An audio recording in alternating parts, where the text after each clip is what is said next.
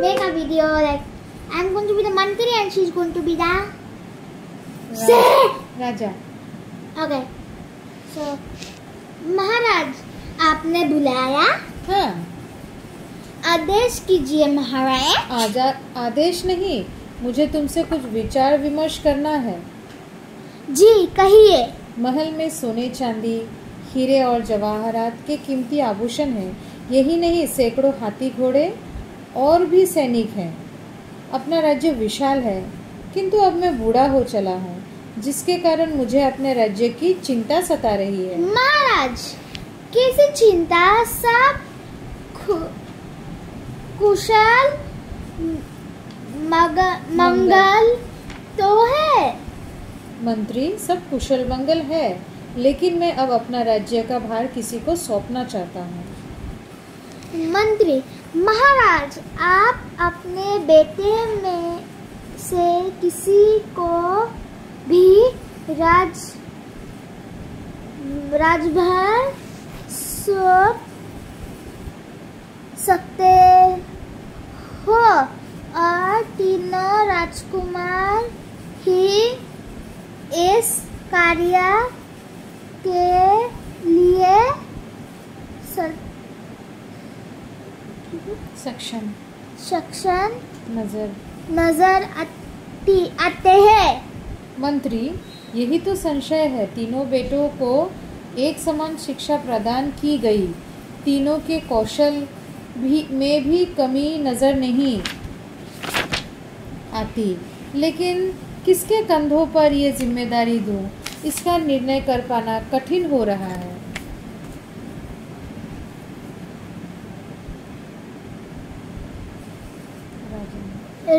राजन, इसका निर्णय करने के लिए आप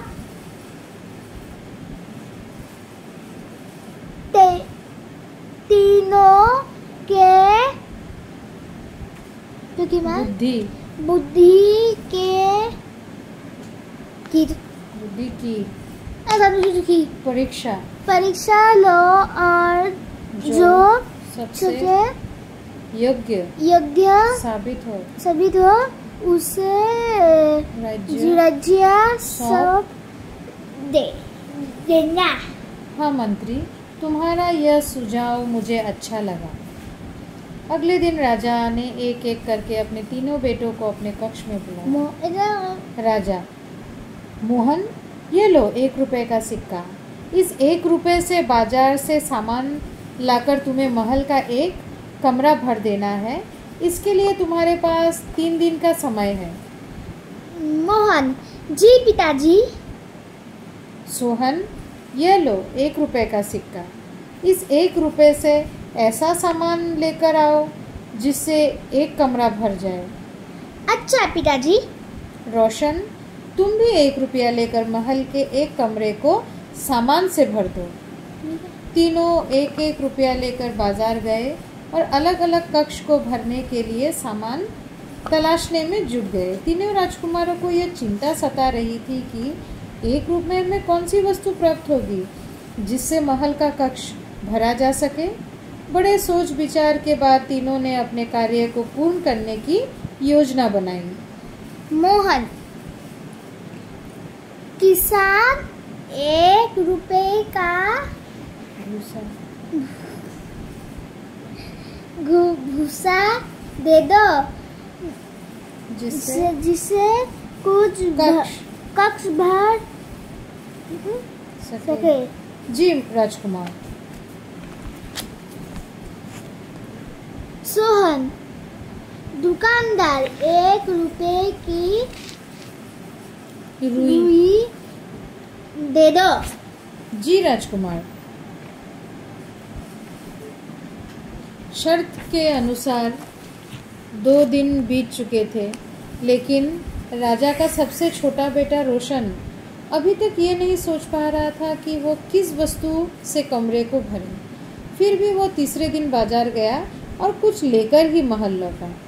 राजा अपनी शर्त के अनुसार 3 दिन बाद एक एक करके अपने तीनों बेटों के कमरे में जाने के लिए अपने कक्ष से निकल पड़ा। सबसे पहले वो अपने सबसे बड़े बेटे के पास गया। राजा, दिखाओ, तुमने 1 रुपए का खरीदा क्या? मोहन, पिताजी, मैंने 1 रुपए का भूसा क्रय किया, जिससे ये कमरा भर गया। सोहन, तुमने किससे अपना कमरा भरा? मैंने रुई से कमरे को भरने का प्रयास किया है, पिताजी। रोशन, तुम भी अपना कक्ष दिखलाओ।